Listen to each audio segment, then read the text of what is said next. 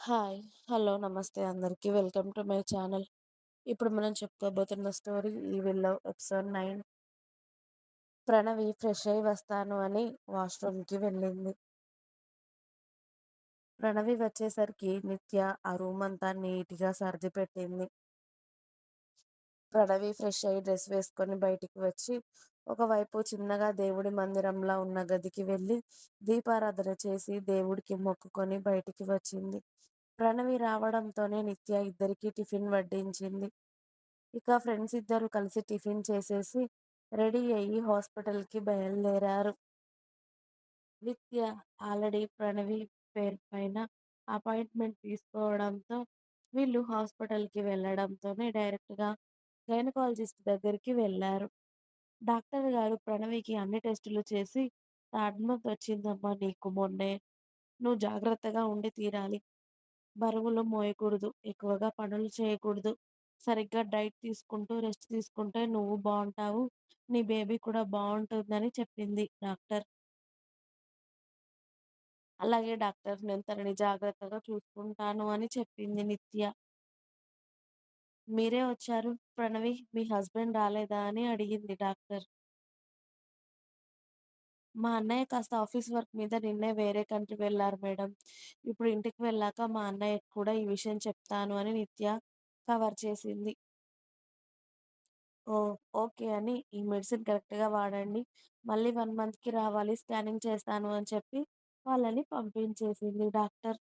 అంతా బాగానే ఉండడంతో ప్రణవి ఊపిరి పీల్చుకుంది. కానీ తనిలా తన అమ్మ, నాన్న లేకుండా, తన భర్త పక్కన లేకుండా ఒక బిడ్డకి తల్లిని కాబోతున్నాను అని తెలిసి ఆమె బాధని వర్ణించడానికి కూడా ఏ మాటలు రావడం లేదు తనకి. ప్రణవి కంట్లో కన్నీరు చూసిన నిత్య మెడిసిన్ తీసుకొని వచ్చి ఆటో ఎక్కి, "చూడు ప్రణవి, నీ లైఫ్ సెట్ అయ్యే వరకు నీకు తోడుగా నేనున్నానే. అప్పటి వరకు ఇలాంటి ఆలోచనలు పెట్టుకోకు నువ్వు. ముందైతే బేబీ సేఫ్‌గా డెలివరీ అవ్వనివ్వు. తర్వాత పరిస్థితులు వాటికవే అన్నీ సర్దుకుంటాయి" అని ప్రణవికి ధైర్యం చెప్పింది నిత్య. ఏం సర్దుకుంటాయి? ఎలా సర్దుకుంటాయి? అసలు సూర్యకి నేను ఈ పొజిషన్‌లో ఉన్నానని కూడా తెలియదు.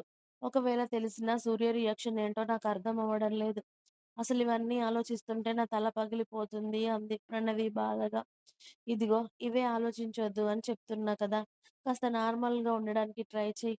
నువ్విలా బాధపడుతూ ఉంటే లోపల బేబీకి కూడా ప్రమాదమే అని ప్రణవిని ఓదార్చింది నిత్య. బేబీ కోసం అనేసరికి ఇక ఆ విషయాల గురించి పక్కన పెట్టి ఇల్లొచ్చాక ఆటో దిగి ఆటో ఫేర్ చెల్లించి ఇద్దరు ఇంట్లోకి వెళ్ళాక తను వేసుకోవాల్సిన మెడిసిన్స్ అన్నీ ప్రణవికి తీసి ఇచ్చింది నిత్య. ప్రణవి అవి వేసుకున్నాక కాస్త మత్తుగా ఉండడంతో భోజనం చేసేసి వెళ్ళి నిద్రపోయింది. ఆ రోజు ఇక అలా గడిచిపోగా ఉదయాన్నే మళ్ళీ అన్ని పనులు ముగించుకొని నిత్య జాబ్ కోసం వేయడం మొదలుపెట్టింది.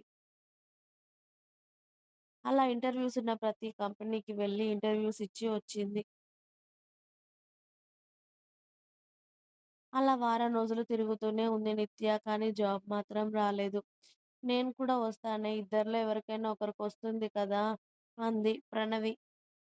"నిన్ను ఈ పరిస్థితుల్లో ఊరంతా తిప్పలేను. ముందుగా నాకు జాబొస్తే నిన్ను నా దగ్గరే ఎక్కడైనా సెట్ చేస్తానని" ప్రణవిని ఇంట్లోనే ఉంచేసి తను మళ్ళీ వెళ్ళింది నిత్య. అలా ఇంటర్వ్యూకి వెళ్ళిన ప్రతి దగ్గర ఇంటర్వ్యూ చేసి రావడం, సెలెక్ట్ కాకపోవడం అన్నీ జరుగుతూ వస్తూ ఉన్నాయి.